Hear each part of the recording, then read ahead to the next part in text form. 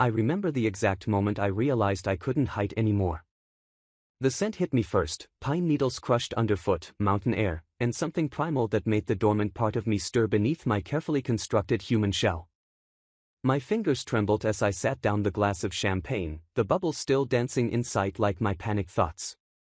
A hush fell over the embassy ballroom, the kind of silence that has weight that presses against your skin and makes it hard to breathe. The Alpha King had arrived.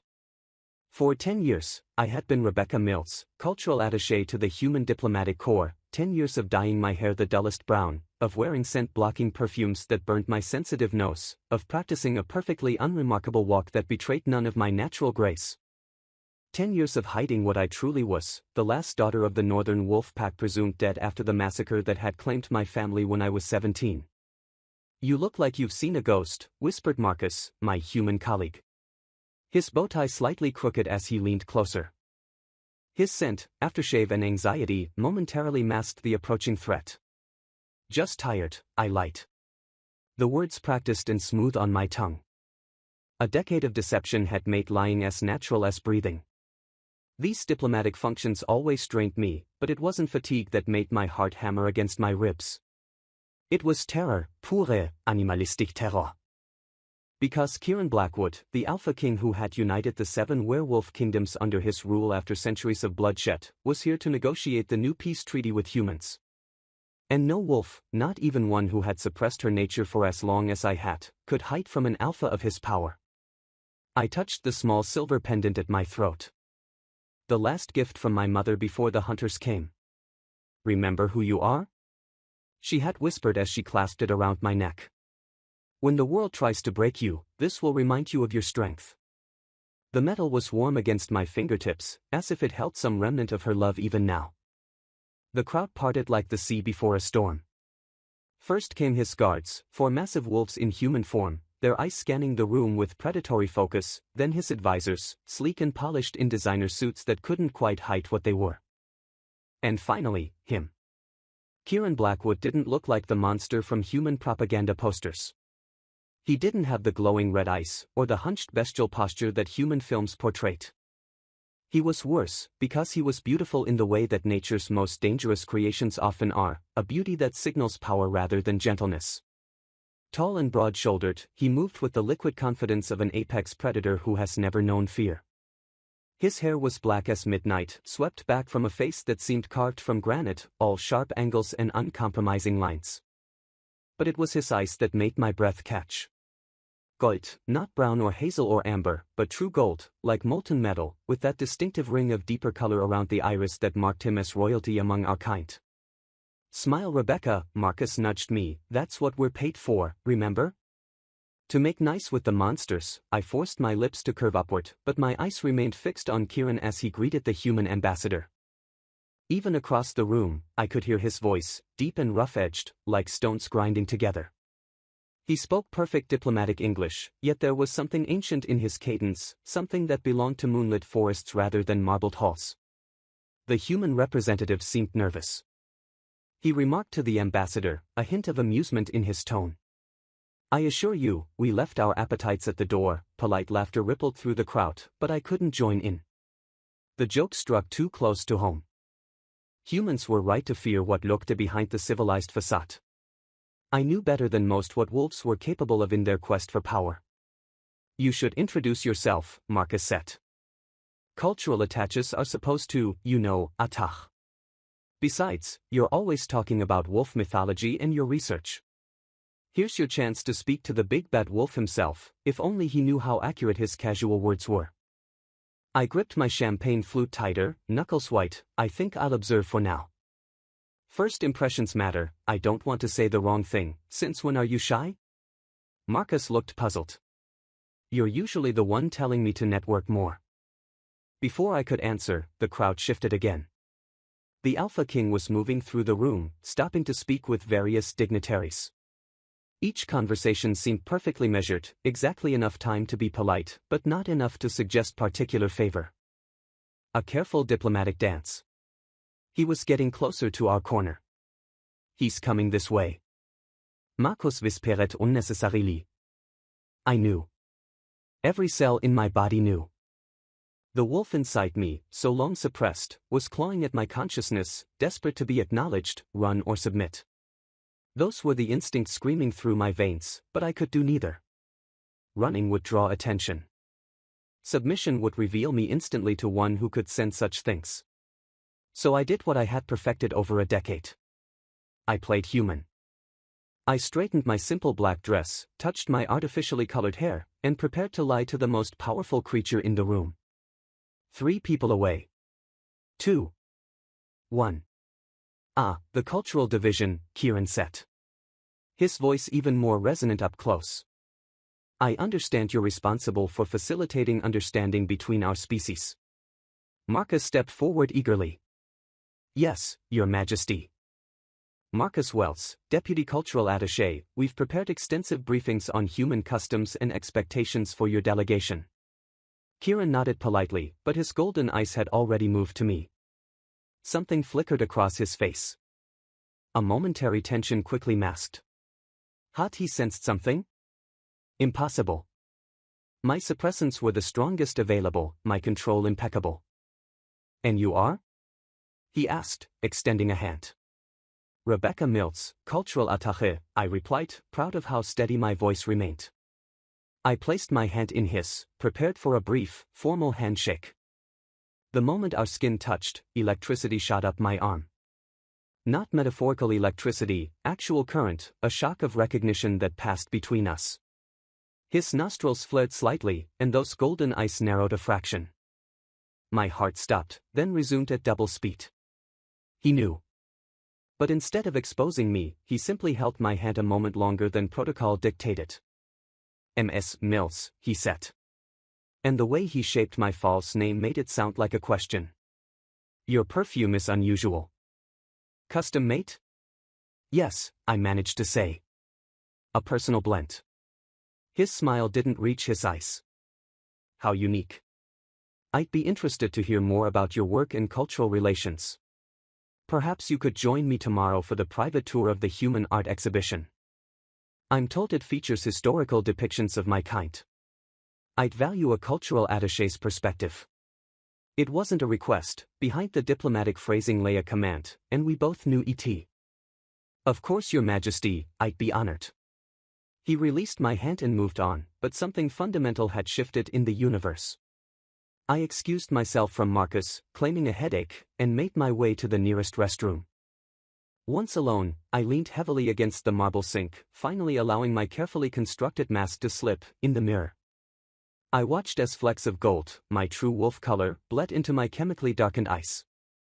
The suppressants were failing, overwhelmed by proximity to an alpha of his power. Tomorrow, he would get me alone. Tomorrow, he would demand answers. Tomorrow, the life I had built would crumble to dust. I splashed cold water on my face, willing the gold to recede from my eyes. As I reached for a towel, my phone buzzed with a text from an unknown number. Northern wolves have distinctive scents. Wild, heather, and snow. Did you think a perfume could hide that from me, little wolf? We have much to discuss tomorrow. The phone slipped from my numb fingers, clattering against the tile floor. The screen cracked, a spider web of fractures across the message that had just shattered my world. Outside, the full moon rose above the city skyline, calling to the part of me I had denied for so long. For the first time in 10 years, I allowed myself to feel it, the pull of my true nature, the yearning to shed this human skin and run beneath the silver light. A single tear traced down my cheek. I wasn't just Rebecca Mills anymore. I wasn't just a survivor hiding in plain sight. I was a wolf who had caught the attention of the Alpha King, and no one who did that ever remained the same. That night, sleep eluded me entirely. My apartment, normally a sanctuary of human normalcy with its IKEA furniture and framed art prints, felt like a cage. The walls seemed to press inward, the ceiling too low, the air too still and stale. I paced from room to room, my bare feet silent on the hardwood floors. A habit I had never managed to break, despite my years among humans. Wolves don't announce their movements. Prey does. And now I was prey again. The memories I had worked so hard to bury resurfaced like corpses in a flood. The night of the massacre, silver-tipped arrows whistling through the air. The screams of my pack members as hunters descended on our sanctuary. My mother pushing me into a hidden tunnel beneath the main house, her eyes wild with fear and determination. "Run," she had whispered fiercely. "Run and don't look back. Become someone else. Somewhere else. Life." So I had run. 4 days through the wilderness, drinking from streams, stealing clothes from campsites, making my way south where wolf packs were less common. I had collapsed on the doorstep of a human woman. A professor of anthropology who specialized in werewolf folklore. The irony wasn't lost on me. Even at 17, she had taken me in, believing my story about escaping an abusive home. Over time, she had helped me forge documents, apply to college, create the human identity that had protected me for a decade. Professor Helen Shaw had died 3 years ago from cancer. Taking my secrets to her grave, she was the only human who had ever shown me true kindness without conditions. Without her, I would have been captured and killed, or worse. Taken to one of the secret laboratories where wolves were studied and dissected to understand the biology behind our transformations. I took out the small wooden box where I kept her photograph and ran my fingers over her kind-lined face. "What do I do now, Helen?" I whispered to the empty room. "He's found me. The most powerful alpha in centuries has found me, and tomorrow I have to face him." The silence offered no answers. I moved to the window, drawing back the blackout curtains I always kept closed during full moons. The city sprawled below, a constellation of artificial lights competing with the natural brilliance of the moon. Somewhere in that maze of steel and concrete, Kieran Blackwood was probably looking out at the same moon, planning what to do with the lone wolf he had discovered hiding among humans. Would he expose me, force me to return to wolf society, kill me as a traitor to our kind, or something worse, claim me? The thought sent a shiver down my spine that wasn't entirely fear. And that terrified me most of all. Morning arrived with cruel swiftness. I stood in front of my closet, staring at the carefully curated wardrobe that reinforced my human disguise, everything in muted colors, sensible cuts, nothing that would draw attention or showcase the natural grace of my kind. Today those clothes felt like armor, thin and insufficient, but all I had. I selected a navy blue pantsuit and ivory blouse, professional attire that covered as much skin as possible. Less skin meant less scent. I doubled my dose of suppressants, ignoring the warning label that cautioned against exceeding the recommended amount. The bitter pills burned my throat as I swallowed them dry. In the bathroom, I reapplied the chemical dye to the roots of my hair, where silver white, my natural color, was beginning to show through. The ammonia smell made my sensitive nose sting, but it was a necessary discomfort. I'd worn brown hair for so long that sometimes I forgot what I truly looked like. My phone buzzed with a text from Marcus. "Car's waiting downstairs, don't be late for your royal date." If only he knew the stakes. I checked my reflection one last time, satisfied that my eyes remained a dull hazel with no trace of gold. The suppressants were working for now. I grabbed my bag, double-checking that I had backup pills, scent-blocking perfume, and my emergency passport. If things went catastrophically wrong, I would need to run. Again. The car ride to the National Art Museum was silent. The human driver attempted small talk about the weather, but I responded with monosyllables until he gave up. My mind was racing through possible scenarios, planning escape routes, rehearsing lies. The museum had been closed to the public for this private tour. Security guards, a mix of humans and wolves, stood at attention as I approached the grand entrance. One of the wolves, a broad-shouldered man with a military haircut, sniffed the air subtly as I passed. His eyebrows drew together in confusion, but he said nothing. The suppressants were still working, though perhaps not perfectly. In the cavernous main hall, my footsteps echoed against marble floors. The space was designed to make humans feel small, to remind them of their insignificance before the grandeur of art and history. It worked on wolves, too. Ms. Mills. Punctual. The voice came from behind me, causing me to stiffen. I hadn't heard him approach, which was impossible. No one should be able to move quietly enough to surprise me. Suppressed senses are not. I turned slowly, composing my features into a professional mask. Kieran Blackwood looked even more imposing in daylight. He had abandoned formal evening wear for a charcoal suit that fit his powerful frame with bespoke precision. No tie. Collar open at the throat, revealing a glimpse of tan skin and the silver chain of what appeared to be some kind of ceremonial medallion. His black hair was slightly tousled as if he'd been running his fingers through it. The overall effect was of contained power, like a storm gathering on the horizon. "Your Majesty," I said with a respectful nod, careful not to bow too deeply. A human diplomat wouldn't know the exact protocols of wolf hierarchy. "Thank you for the invitation." "Kieran, please," he said, watching me with those unnerving golden eyes. "We're among art, not courtiers. Formality seems excessive, a test. Everything would be a test." Using his first name would suggest familiarity, perhaps even presumptuousness for a wolf of my unknown rank, as you wish. "Kieran," I said, the name feeling dangerously intimate on my tongue. He smiled slightly, the expression transforming his severe features into something approaching warmth. "Shall we begin the tour? I'm particularly interested in how humans have portrayed my kind throughout history." We moved through the galleries past Renaissance paintings and medieval tapestries. Kieran walked close enough that his sleeve occasionally brushed mine, each contact sending a jolt through my carefully maintained composure. He was courteous, knowledgeable about art, and utterly terrifying in his focused attention on me. "This one is interesting," he said, stopping before a large canvas depicting wolves surrounding a young woman in a forest. "Le Joine fi il laus." French, early 19th century. The artist clearly never saw a real wolf.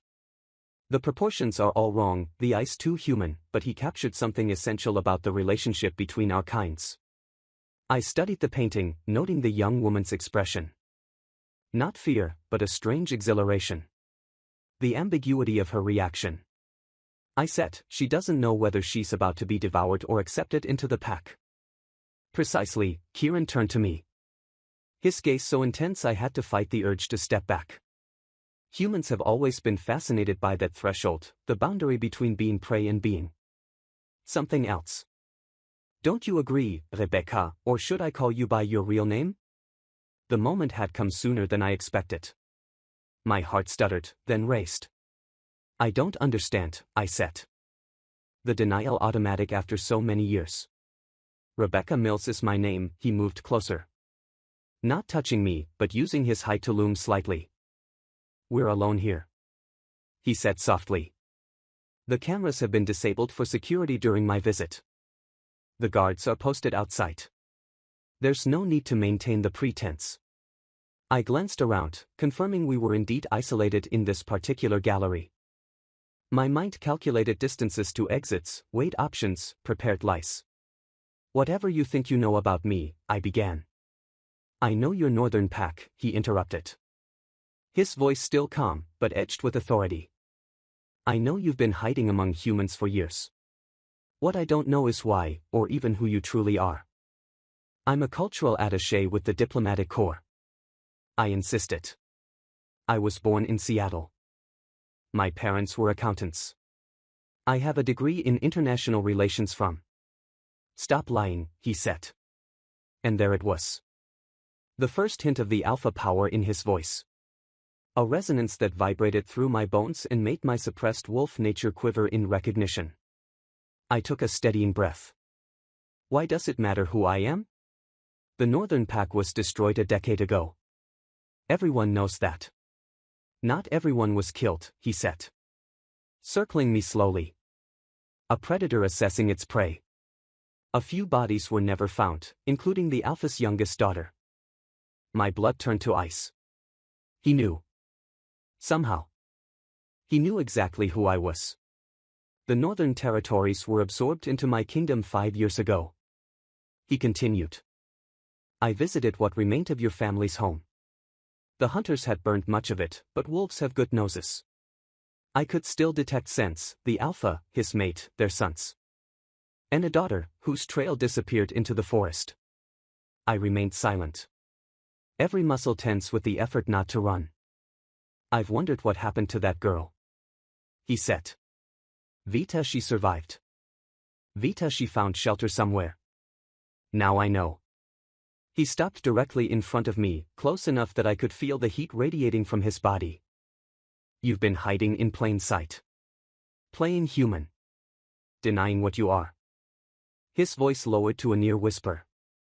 Do you have any idea how dangerous that is? The suppressants you're taking will eventually damage your nervous system. The transformation you're denying will become increasingly painful. Until it forces itself upon you. Likely in public. Likely causing harm. I lifted my chin defiantly. I've managed for 10 years. And what has it cost you? His eyes seemed to see through all my carefully constructed barriers. To deny your nature so completely? The question struck deeper than I wanted to admit. What had it cost me? Everything. My identity.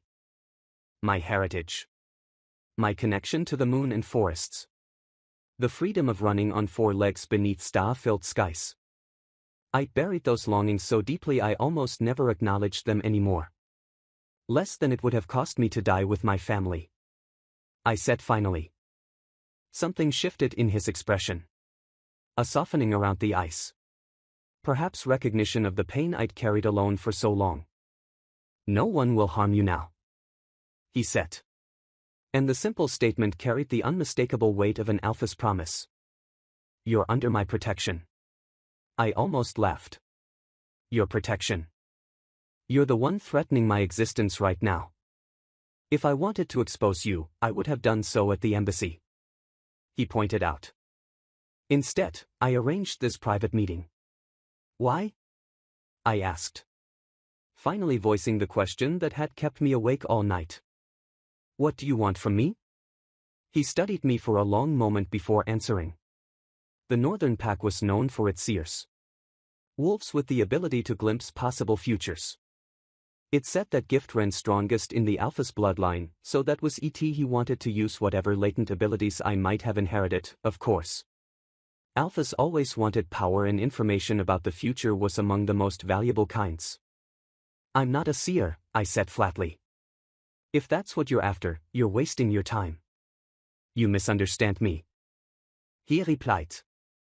I'm not here to use you.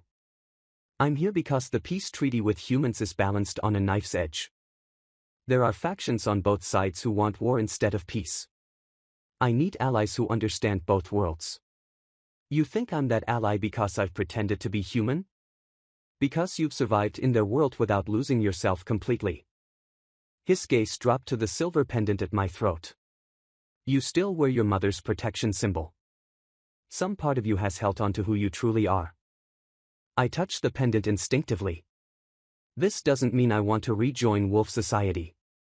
Especially not as some kind of political pawn. Not a pawn, he corrected. A bridge. Someone who can help prevent a war that would decimate both our species. A chill ran through me at his words. Is war really that close? He nodded grimly. Closer than the public knows. Extremist groups on both sides are gaining influence. 3 wolves were found dead last month. Experimented on in a secret human facility. 2 human families were killed in retaliation. I hadn't heard about either incident.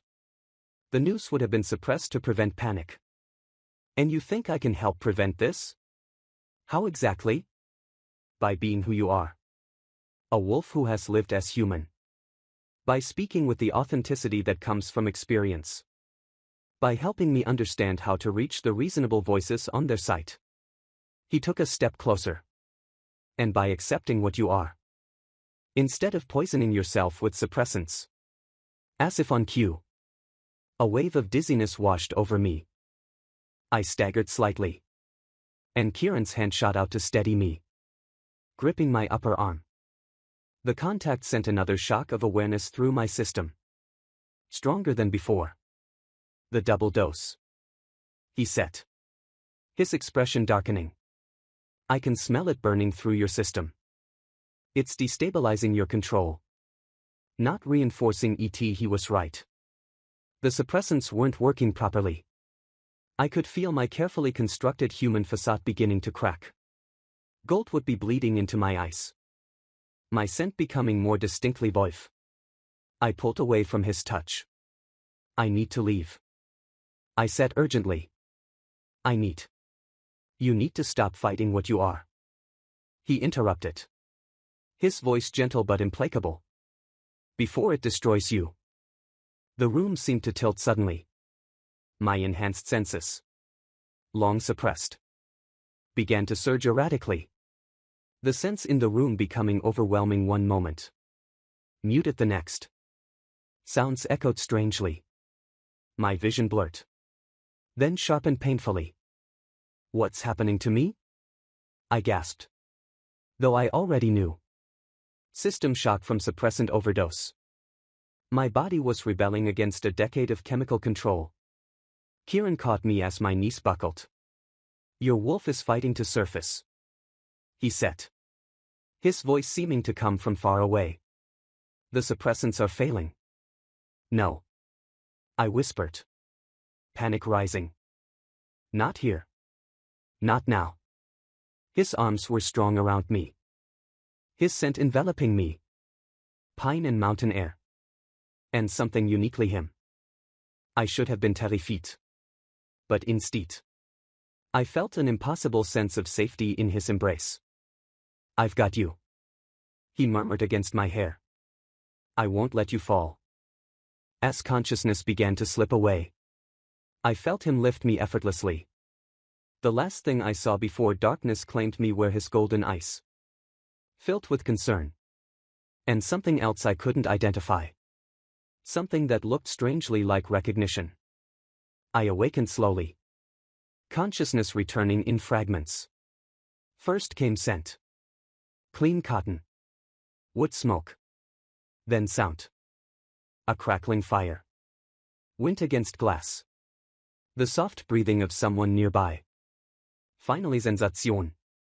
I was lying on something soft. Covered with a weighted blanket that felt oddly comforting against my skin.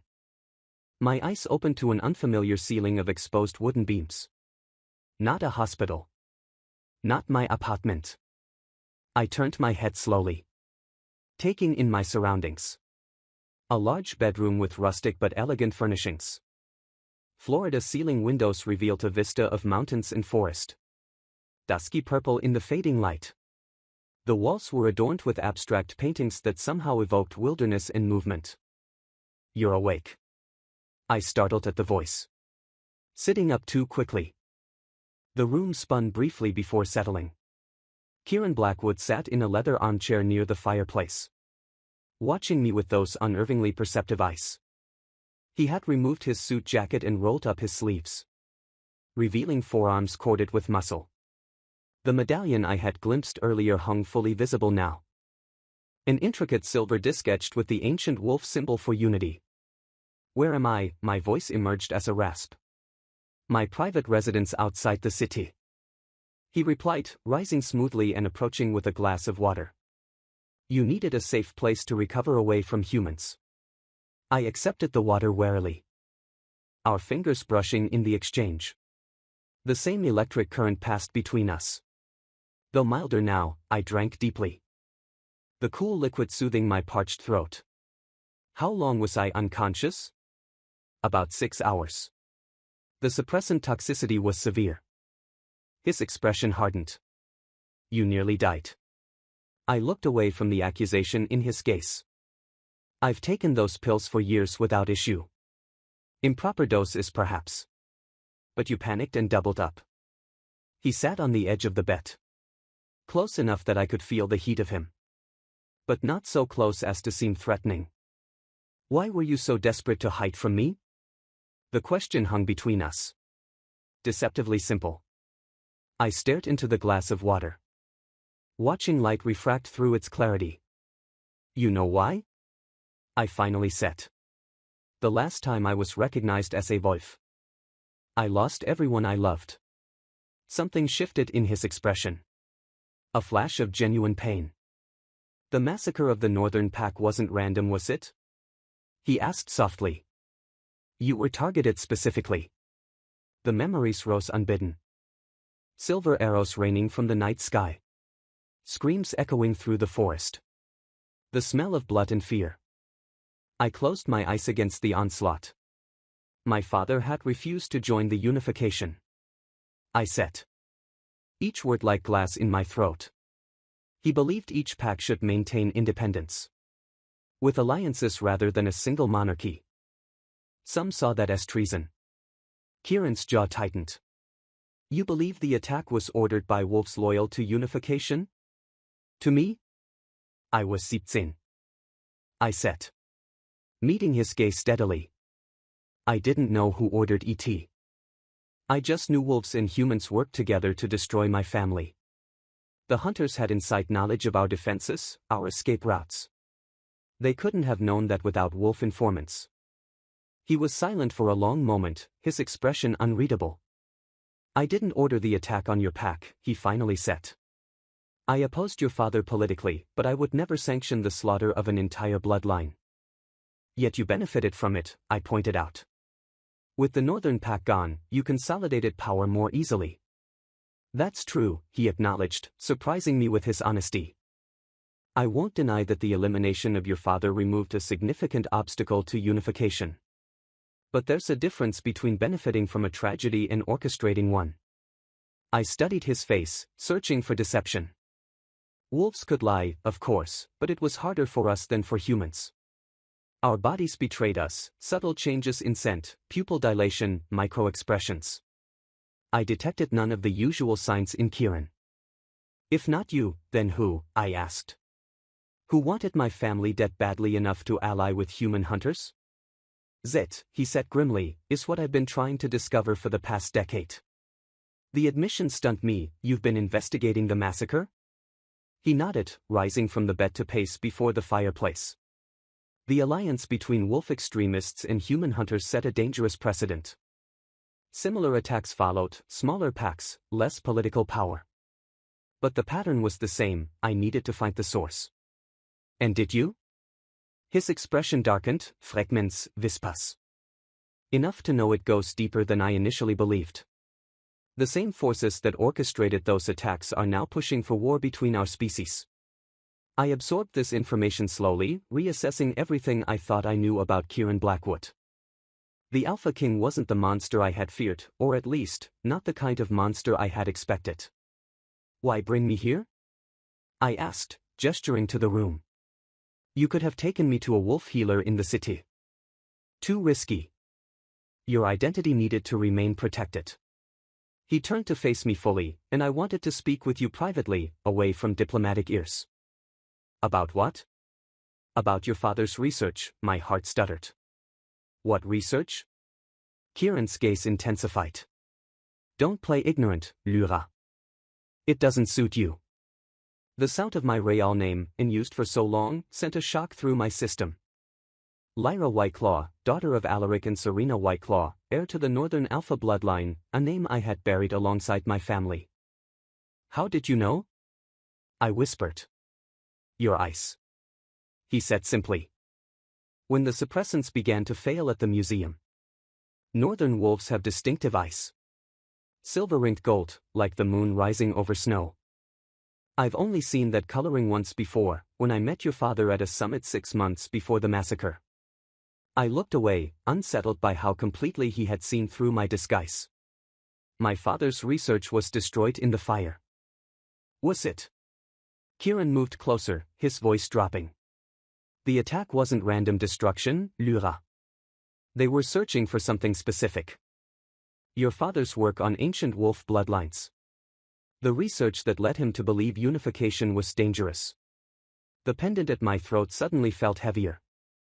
I touched it unconsciously. A habit formed over years of using it as an anchor to my true self. Kieran's eyes followed the movement. He believed the old legends about compatible bloodlines, didn't he? About what happens when certain wolf lineages mix. I swallowed hard. Those are just stories. Myths to keep the bloodlines pure. Are they? He reached out slowly, telegraphing his movement to give me time to withdraw. When I remained still, he gently lifted the pendant from my skin, examining the intricate design etched into the silver. This symbol represents the balance between royal and seer bloodlines. Your mother's family were seers. Your father's line was royal, the first such union in 7 generations. My skin prickled where his fingers had brushed my collarbone. How do you know so much about my family? Because I've been searching for you since I learned of your possible survival, he said, releasing the pendant. Not just for political reasons, though those exist, for personal ones as well. What personal reasons could the Alpha King possibly have for finding me? I asked, skepticism clear in my tone. Instead of answering, Kieran unbuttoned his shirt collar further and pulled out his medallion, holding it alongside my pendant. The designs were different but complementary, like pieces of a puzzle separated long ago. My mother gave me this before she died, he said softly. She told me I would someday meet the wolf who carried its counterpart. That together, we would either save our people or destroy them. I stared at the two silver pieces, so different yet clearly made by the same hand. That's impossible, I whispered. My mother told me this was unique, not unique, rare. There were only ever two sets made, centuries ago, when the royal lines divided. His eyes met mine. Golden fire against what I knew must now be my true colors. Silver and gold. The marks of my heritage no longer hidden by suppressants and contacts. Your bloodline and mine, northern and southern. The implication staggered me. Ancient Wolf legends spoke of compatible bloodlines. Royal families whose union would create offspring of unprecedented power. Such unions were rare, occurring perhaps once in many centuries. The last such pairing had produced twins who had torn wolf society apart in a civil war that lasted decades. You can't possibly believe those old tales, I said, but my voice lacked conviction. I believe in what I can see and feel, he replied. And from the moment we touched, you felt it too. The recognition. The connection that goes beyond ordinary wolf bonds. He wasn't wrong. The electricity between us. The impossible awareness. It went beyond physical attraction or even the natural deference to an alpha. But admitting that would mean accepting implications I wasn't prepared to face. Even if there is some connection, I said carefully. It doesn't change the fact that I've built a life separate from wolf society. I can't simply abandon that because of ancient jewelry and myths. Can't? Or won't? He moved away. Giving me space again. You've spent a decade hiding what you are, Lyra. Poisoning yourself to suppress your true nature. Living half a life. His words struck a nerve, exposing the hollow feeling that had haunted me for years. The emptiness that no amount of human achievement or connection had filled. I had no choice. I said, hearing the defensive note in my voice. The alternative was death. The alternative is sitting before you now. He countered. Protection. Recognition of your birthright. A chance to discover who was truly responsible for your family's deaths. And perhaps most importantly, he paused. His expression softening. Freedom to be what you are without fear. The offer was tempting. More tempting than I wanted to admit. To run beneath the moon again. To feel pack bonds. To stop fighting the wolf inside me every moment of every day. But there would be a price. There always was with alphas. And what would you expect in return for this generosity? I asked. Unable to keep the cynicism from my voice. Political alliance.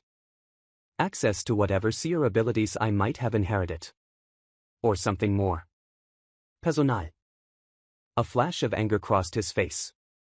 I'm not offering protection in exchange for your body or your abilities.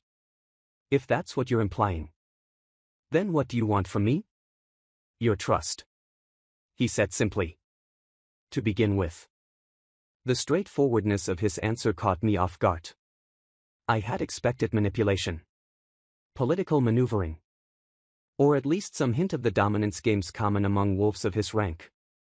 Instead, he spoke with a directness that was almost human in its clarity. Trust isn't something I give easily. I said after a moment. Not anymore. I understand that better than you might think. He moved to the window. Gazing out at the darkening mountains. Leadership is isolating. Everyone wants something from you. Power. Favor. No one sees past the alpha to the wolf beneath. The vulnerability in his admission surprised me. Alphas rarely showed weakness, especially to wolves outside their inner circle. Yet Kieran had just revealed a profound loneliness that echoed my own. "Is that why you brought me here?" I asked, my voice gentler now. "Because you think I might see the wolf beneath the crown?" He turned back to me, his expression unguarded for the first time since we'd met. "I brought you here because you were in medical danger. I continue this conversation because I believe you and I share a destiny that neither of us fully understands yet." "Destiny," I repeated, testing the weight of the word. That's a heavy concept to put on someone you just met. A smile touched his lips, transforming his stern features. "We haven't just met, Lyra Whiteclaw. Our bloodlines have been circling each other for centuries. Drawing closer with each generation, the pendants are merely physical manifestations of a connection that was written in our DNA long before either of us was born." It should have sounded like mystical nonsense, the kind of supernatural lore that modern wolves often dismissed as primitive superstition. Yet something deep inside me, the part that had recognized him instantly at the embassy, resonated with his words. "If what you're saying is true," I said slowly, "then whatever connection exists between us is bigger than personal choice. It's a biological imperative. And I've spent 10 years fighting biological imperatives. I'm not eager to submit to another." "Who said anything about submission?" He approached the bed again, his movements deliberately non-threatening. "Legacy doesn't have to be a cage, Lyra.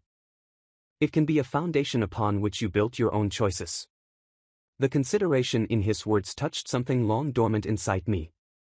My father, for all his political disagreements with unification, had never been a traditionalist. He had believed in choice, in forging new paths while honoring old wisdom. It was why he had made it with a seer, despite the warnings about mixing bloodlines. A sudden wave of exhaustion washed over me. The day's events and revelations finally taking their toll. Kieran noticed immediately. "You need rest," he said. "The suppressants will take time to fully leave your system. We can continue this conversation tomorrow." "And if I want to leave?" I asked, needing to test the boundaries of this strange situation. "Then I'll have a car take you wherever you wish to go." He replied without hesitation.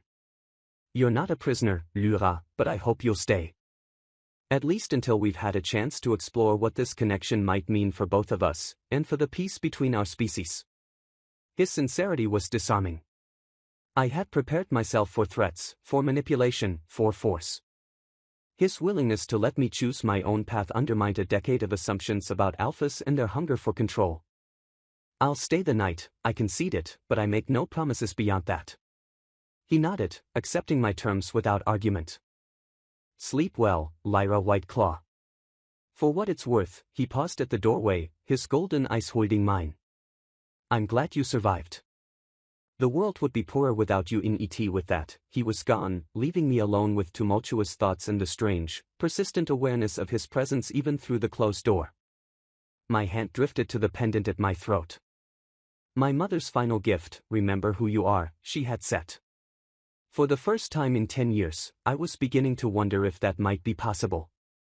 Dawn broke over the mountains, painting the peaks with rose gold light that spilled through the windows and across my bed. I had slept deeply, without nightmares. For the first time in years, my body felt different, lighter somehow, as if shedding the weight of suppressants had lifted more than just chemical burdens.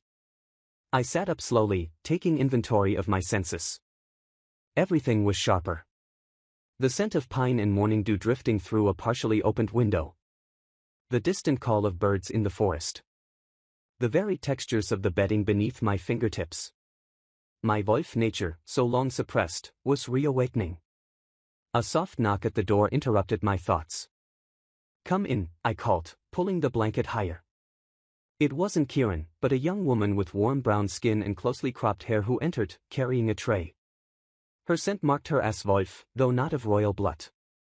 "Good morning, Ms. Whiteclaw," she said, setting the tray on a nearby table.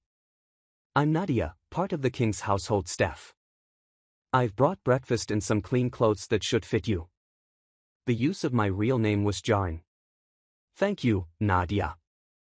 And please, call me Lyra." She smiled, revealing dimples that softened her professional demeanor. Le ratin. His Majesty asked me to tell you he's been called to an emergency meeting in the city, but will return by midday. You're welcome to explore the grounds if you feel up to it. The mountain air might help clear the last of the suppressants from your system. I nodded, studying her open expression. Has Kieran told everyone who I am? Only a few trusted staff know your true identity. She assured me. The king values your privacy. After she left, I examined the clothes she brought. Simple but well-made jeans. A soft cashmere sweater in deep blue. Comfortable boots. All in my size. All in colors that would complement my natural coloring rather than disguise it. I wondered if Kieran had selected them himself. The thought was unsettling. Breakfast was hearty and clearly designed for wolf metabolism. Eggs. Rare steak. Fresh berries. I hadn't eaten proper wolf portions in years. Always careful to maintain human eating habits even in private. The first bite of nearly raw meat made my stomach clench, then relax as my body recognized what it had been denied. After eating, I showered and dressed, then stood before the mirror, confronting my reflection. Without contacts, my eyes showed their true nature. Gold irises ringed with silver. The distinctive mark of my bloodline.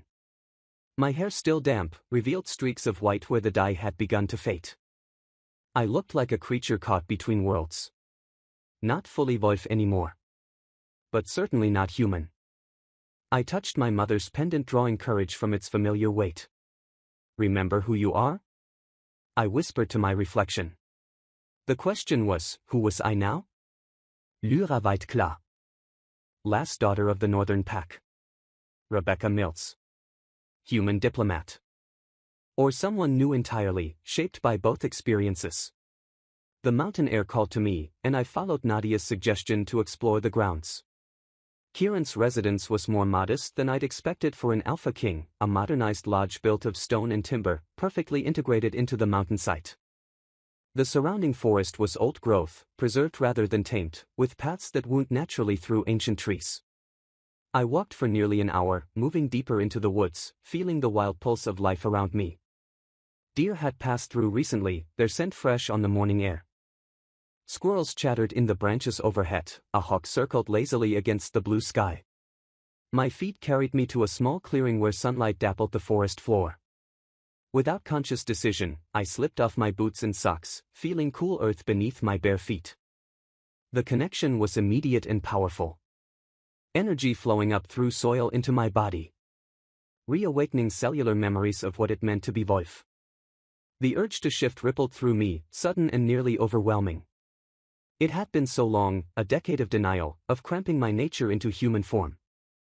The yearning to run on four legs, to feel wind through fur, to experience the world through wolf senses was almost painful in its intensity. I resisted, not out of fear, but caution. A first shift after so long would be violent, potentially dangerous if done alone.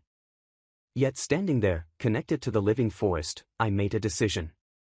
I would shift again, not today, perhaps not tomorrow, but soon.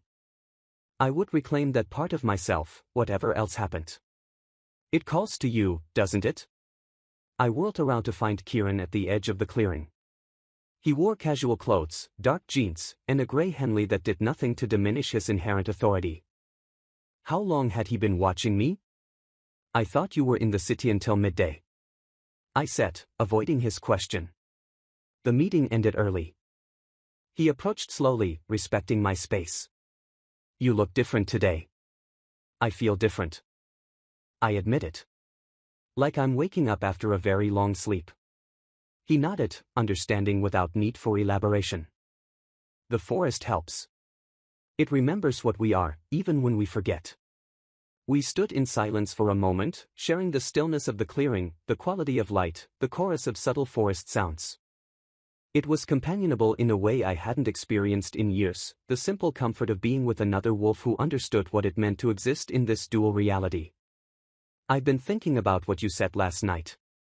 I finally offered, about destiny and bloodlines, and connection. And, his voice was carefully neutral, but his eyes betrayed intense interest. I'm not ready to accept all of it, I said honestly. 10 years of living as human taught me to question supernatural explanations. But I can't deny there's something between us that defies ordinary understanding. He seemed pleased with this concession. That's a start. It's not acceptance, I cautioned. Just acknowledgement of possibilities. Possibilities are all I ask for now. He gestured toward a fallen log at the clearing's edge. Shall we sit? There's something I need to tell you about the emergency meeting. We settled on the log, close but not touching. Kieran gazed out at the forest, his profile strong against the green backdrop. The peace talks are failing, he said without preamble. 3 human negotiators withdrew this morning, citing irreconcilable security concerns. Which means what, exactly? His expression darkened. It means someone has been feeding them intelligence about supposed wolf attacks in outlying territories. Attacks that never happened. I absorbed this. False flag operations to sabotage the peace process? Precisely, he turned to face me fully, the same pattern we've seen before. Create fear, build mistrust, push for conflict instead of cooperation. The same people who were behind the massacre of my pack, I said, understanding dawning. You think they're making another move, he nodded grimly. They've been patient, working in the shadows for years, now they're accelerating their timeline. But why? What do they gain from war between wolves and humans? Both sides would suffer devastating losses. Power, Kieran said simply. Chaos creates opportunity for those positioned to exploit it. There are factions on both sides who believe they can emerge dominant from the ashes of conflict. A chill ran through me despite the morning sun. You need to identify them, expose their manipulation. I'm trying, but the conspiracy runs deep. With tendrils in both wolf and human power structures. His golden eyes held mine, which is why I need you, Lyra. Me, what can I possibly do? You're uniquely positioned to bridge both worlds. You've lived as human while remaining wolf. You understand their thinking, their fears. In ways I never could. He leaned closer. Intensity radiating from him. And you have blood ties to the northern territories, where much of this manipulation is centered. I shook my head reflexively. I haven't set foot in the north for a decade. Any influence I might have had died with my family. That's where you're wrong, he said. The common wolves of the north still speak of your family with reverence. The white claw name carries weight, especially among those who never fully accepted my rule.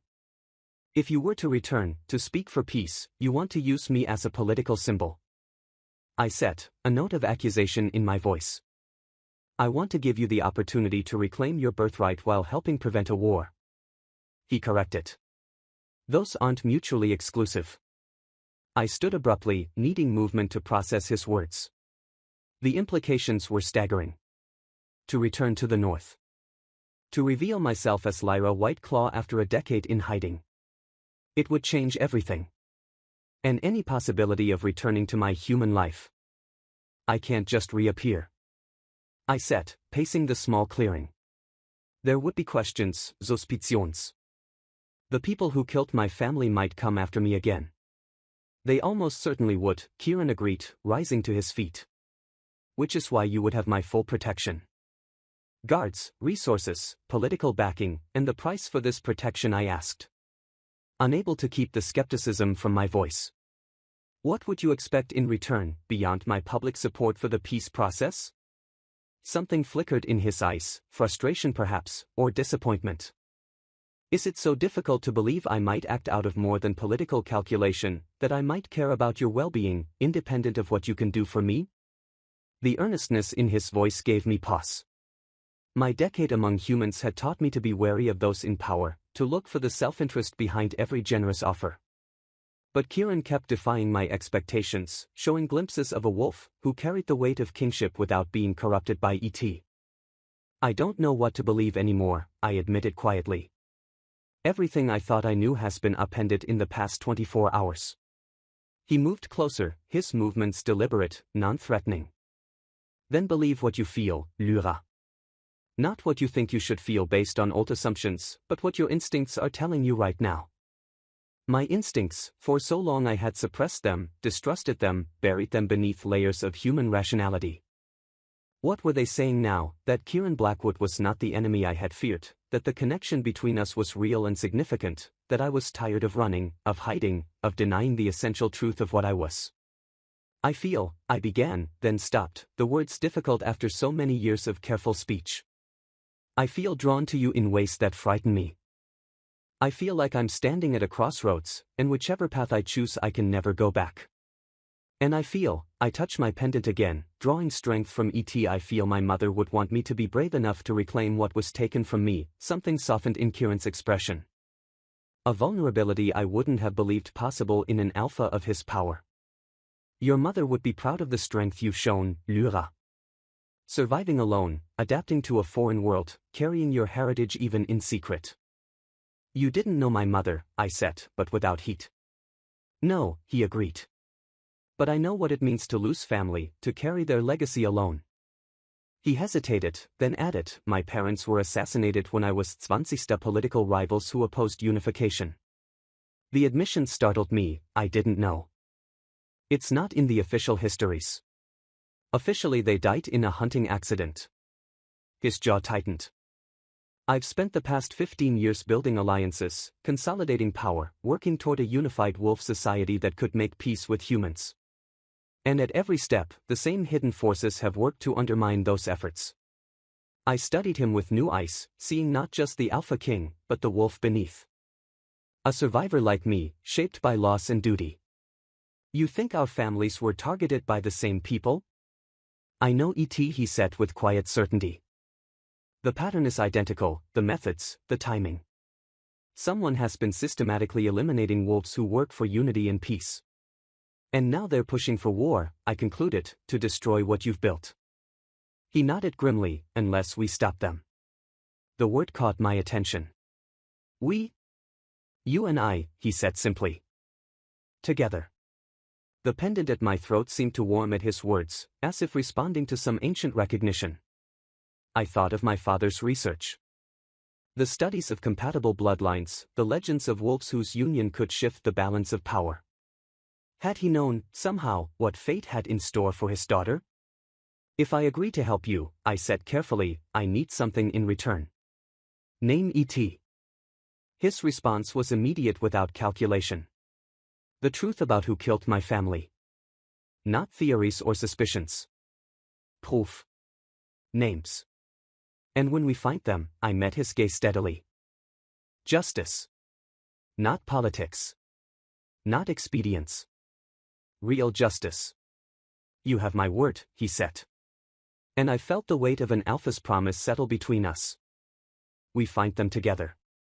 We bring them to justice together. The wind shifted, bringing with it the scent of approaching rain. Above us, clouds began to gather, darkening the forest canopy. The clearing no longer felt quite so safe and secluded. We should head back, Kieran said, glancing at the sky. Mountain storms can be sudden and severe. As if an answer, a low rumble of thunder rolled across the distant peaks. We started walking, following the path back toward the lodge. The first heavy droplets began to fall just as the building came into view, patterning against leaves and soil. We quickened our pace, but the skies opened before we could reach shelter. Rain poured down, drenching us in seconds. Kieran grabbed my hand, pulling me into a run across the open ground between forest and lodge. By the time we reached the covered porch, we were both soaked through. I pushed wet hair from my face, laughing despite myself at the absurdity of the Alpha King looking like a drowned rat.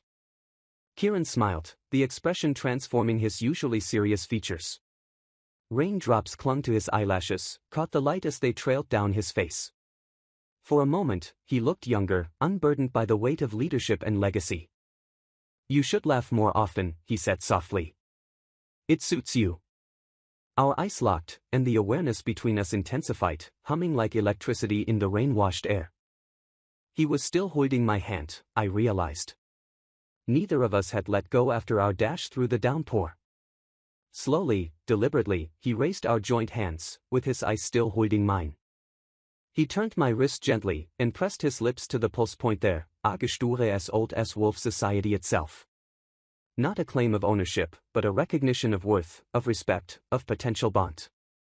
The touch sent heat flooding through me. Awakening sensations I had denied myself for a decade. My wolf nature surged in response, recognizing his call on a level beyond conscious thought. Lyra, he said, my name almost a prayer on his lips. Whatever path you choose, know this. You are not alone anymore. The simple truth of his words broke something open inside me. The last walls I had built around my heart, my true self. Tears welled in my eyes, spilling over to mingle with raindrops on my cheeks. I've been alone for so long, I whispered. I don't know how to be anything else. He reached up, gently brushing tears from my face with his thumb. Then we'll learn together, day by day, no expectations beyond what feels right to both of us. In that moment, I made my decision, not with calculation or fear, but with the instinct I had denied for too long. I stepped forward, closing the distance between us, and placed my free hand against his chest. Beneath my palm, his heart beat strong and sure. I'll help you stop this war, I said. I'll return to the North as Lyra Whiteclaw, but not just as a symbol or a political tool. As myself, all of myself, wolf and human experience, combined. His smile was like sunrise breaking through storm clouds. I would expect nothing less. Thunder crashed overhead, but neither of us flinched. We stood together in the gray light of the storm. Two wolves who had found each other against impossible odds, drawn together by bloodlines and destiny, and perhaps something simpler and more profound. Recognition of a kindred spirit. I didn't know what the future held, what dangers we would face, what enemies we would uncover, what this connection between us might become. But for the first time in 10 years, I wasn't facing that future alone. For the first time in 10 years, I was fully myself. Lyra Whiteclaw, daughter of the North, survivor and diplomat, wolf and woman. And as Kieran's hand tightened around mine, a promise of protection and partnership, I felt my mother's words echo through time. Remember who you are, at last I did.